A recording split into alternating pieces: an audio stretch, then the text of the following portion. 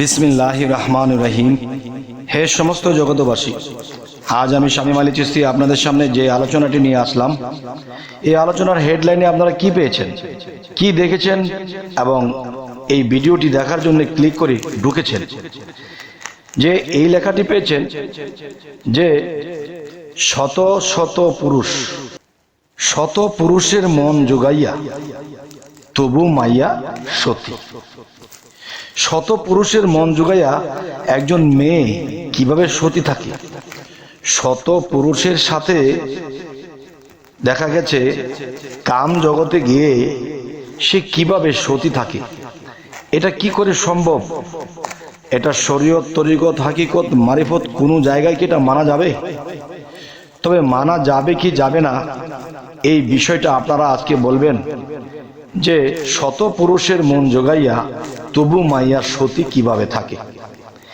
এই কথাটি একজন মেয়ে মানুষ বলতে যাইয়া সে বাংলাদেশ ছাড়া হয়েছে, আর আমি আজকে এই কথাটি বলতে যাইয়া আমি বাংলাদেশে বসবাস করব, যদি আমি বুঝিয়ে দিতে পারি ইনশাআল্লাহ। যেমন কথাটি হলো, দেখুন যে মাইয়ায় মাইয়ায় মেলামেশা, মাইয়ার গড়ে হইছে মাইয়া, চক্ষু খুলে দেখো চাইয়া, পুরুষ নয় সবই মাইয়া। যাই হোক, যে কথাটি আমি বলতে চাচ্ছি, যদি আমরা তরিকতের দৃষ্টিতে, হাকিকতের দৃষ্টিতে এবং মারেফতের দেশে কথাটি ফয়সালা করতে যাই, তাহলে ফয়সালাটি এসে যাবে। দেখেন, পৃথিবীতে আমরা পীর মুর্শিদের কথা শুনে থাকি যে একজন পীর, তিনি কিন্তু মাটির দেহ নিয়ে সেও কিন্তু তার মধ্যে সর্ব অঙ্গে মায়ের অংশ নিয়েই তিনি আছেন। আর যিনি মুর্শিদ, তিনি কিন্তু সেই পীরের মধ্যে বাস করে। তাই একটি কথা বলা হয় যে পীর মুর্শিদ খোদা না করিও যদি 100টায় বাধা। তাই বলবো যে পীর মাটির দেহ নিয়ে একজন ব্যক্তি, আর সেই ব্যক্তির ভিতরে মুর্শিদ নামের যে শক্তি সেখানে বসত করে, সেখান থেকেই সেই পীর নামক বস্তুটাকে সেই মুর্শিদ রূপে চালাচ্ছে।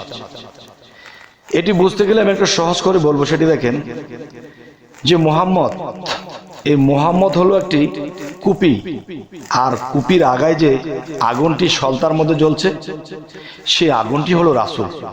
কিন্তু আগুন এবং কুপি দুটি মিলেই কিন্তু কুপি বলা হয়। তাহলে মুহাম্মদ সাল্লাল্লাহু আলাইহি সাল্লামের যে বিষয়টি দেখুন, যে মুহাম্মদ নিজে সলতা হয়ে পুরে আলো দিয়ে গেল, আর সেই আলোটি হলো রাসূল। সেই রাসূলের জ্ঞান ছড়াইয়া দিতে যাইয়া, মানুষকে সুপথ দেখাইতে যাইয়া, সেই সলতান নিজে পুড়তে তখন কি হয়েছে, সে নিজেকে শেষ করে দিয়ে জগৎকে আলো, জ্ঞানের আলো দিয়ে গেলেন। তেমনি করে মাটির দেহটা নিয়ে একজন মানুষ, সে কিন্তু মায়ের অংশ, তার মধ্যে মায়াবাড়ি আছে। যে মাটিকে এক ভাষায় মা বলা হয়, আর সেই মায়ের অংশ দ্বারা যখন দেহের সৃষ্টি হয়, তাহলে সেই দেহটাকে মায়া শক্তি দেওয়া আছে, সেটা আমাদের বুঝতে হবে। আচ্ছা, তাহলে একজন পীর সাহেব দেখবেন, যারা কামেল, যারা অকামেল ভণ্ড তাদেরকে বলছে না, যারা আল্লাহর কামেলাতি লাভ করেছে, তারা কিন্তু একটা পুরুষ রূপে হলেও তারা মেয়ে হয়ে গেছে। কেমন? যেমন এই পুরুষ ব্যক্তিটি যখন পীর হয়েছে, আল্লাহর হাকিকতের দেশ থেকে যারা কামেলাত লাভ করে যারা পীর হয়েছে, তারা কিন্তু মেয়ে হয়ে গেছে। আচ্ছা, মেয়ে হয়ে গেছে কেমন? যে শত শত মেয়েদের মধ্যে বসে থেকেও সে বুঝতেছে যে আমিও একটা মেয়ে।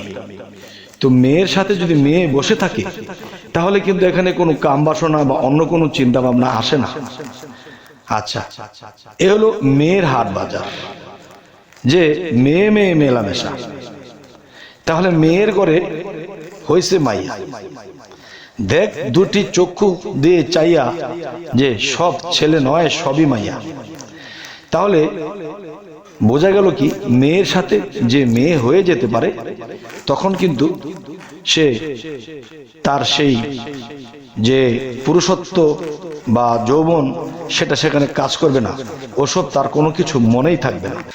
এই কথাটি বলতে চাচ্ছি এ কারণেই যে দেখেন, একজন পীর সাহেব যখন বাড়িতে ঘুমিয়ে থাকে তখন তার যদি হাজার হাজার বা শত শত ভক্ত থেকে থাকে, তো শত শত হাজার হাজার ভক্তের মধ্যে কিন্তু মেয়ে ভক্ত আছে।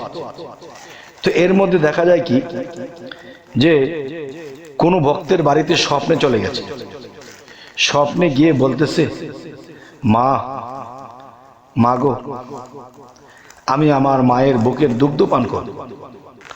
তখন স্বপ্ন যুগে ছোট শিশুর রূপ ধরে সেই মায়ের দুগ্ধ পান করে এসে পড়েছে।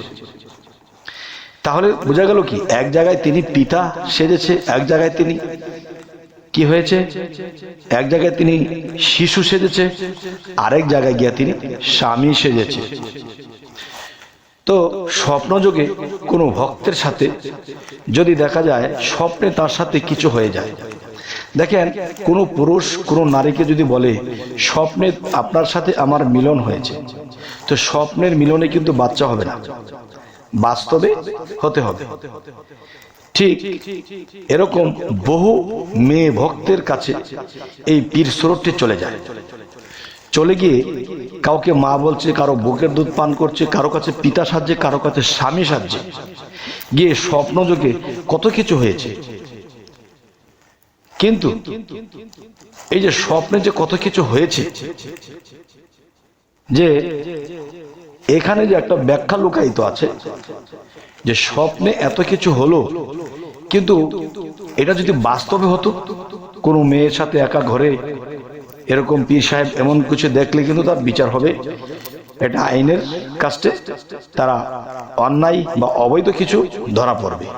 আর স্বপ্নযোগে যখন হয়েছে তখন কিন্তু স্বপ্নে কেউ কাউকে খুন করলে কিন্তু তার ফাঁসি হয় না, স্বপ্নে কারোর সাথে অবৈধ মিলন হয়েছে বা বৈধ হয়েছে, এটার জন্য কিন্তু তার জেল ফাঁস হবে না।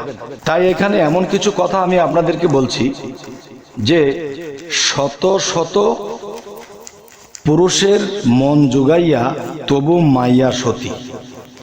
আচ্ছা, তাহলে পীর সাহেবের কথা বলেছি, মাটির দেহ নিয়ে সে মায়ের ভূমিকা বা মেয়ের ভূমিকা বা নারীর ভূমিকা, তো সে কিন্তু দেখা যায় সে এরকম স্বপ্নযোগে শত শত নারীর সাথে অনেক কিছু খারাপ ভালো অনেক কিছু করে এসেছে, তাই বলে কিন্তু তিনি দোষী নয়। স্বপ্নযোগে কেউ কারো গতিতে কাজ করে না, এটি সমস্ত কিছু আত্মজগৎ থেকে হয়, যে যা কিছু প্রাপ্ত সেই জগৎ থেকে হয়। এখানে বাহ্যিক জগতে স্বপ্নে কাউকে কেউ খুন করলে বাহ্যিক জগতে তার ফাঁস হবে না, জেল হবে না। ঠিক স্বপ্নযোগে কারো সাথে মিলন হলে তা বাচ্চা কাচ্চাও হবে না। তাহলে এখানেই একটি কথা বলা হয়েছে, যে শত পুরুষের মন জগাইয়া তবু মাইয়া সতী। একজন পীর সাহেব সে স্বপ্নযোগে কত মেয়ের কাছে গেছে, কত খারাপ ভালো কত কিছু করেছে, সে কিন্তু দোষী হয়নি, আর সেই দোষে তার জেল ফাঁস কখনোই হবে না। যদি কেউ বলে আমি স্বপ্নে একজন মানুষ মেরে ফেলেছি, আমার জন্য ফাঁসি হয়, তার ফাঁসি হবে না। আচ্ছা, তাহলে যে কথাটি বলা হয়েছে যে শত পুরুষের মন জোগাইয়া তবু মাইয়া খুশি, মাইয়া বলা হলো কেন? মাটির দেহ নিয়ে একজন পীর, মেয়ে, নারী, আর নারীর সাথে যদি নারী থাকে তাহলে কি বা হতে পারে? তবে হে সমস্ত জগতবাসী, আমি যে আলোচনাটি আপনাদের সাথে করলাম, এই ধরনের আলোচনা করার মতো একটা বিষয় হলো যে অনেক ভক্তবৃন্দরা শুনবে, বাহিরের লোকে শুনবে, কিন্তু আমি যে এভাবে বলবো খারাপ ভাষা দিয়ে আরো একটু গভীর করে বলবো তা আসলে পারছি না। তবে জ্ঞানীগুণীরা এটা বুঝে নেবে, এটাই আমি চাই। তো এটাও বলবো যে সামনে আপনারা কি ধরনের আলোচনা চাইছেন জানাবেন, এবং সকলে ভালো থাকবেন, সাবস্ক্রাইব করে নেবেন, আমাদের সাথেই থাকবেন। আল্লাহ হাফিজ।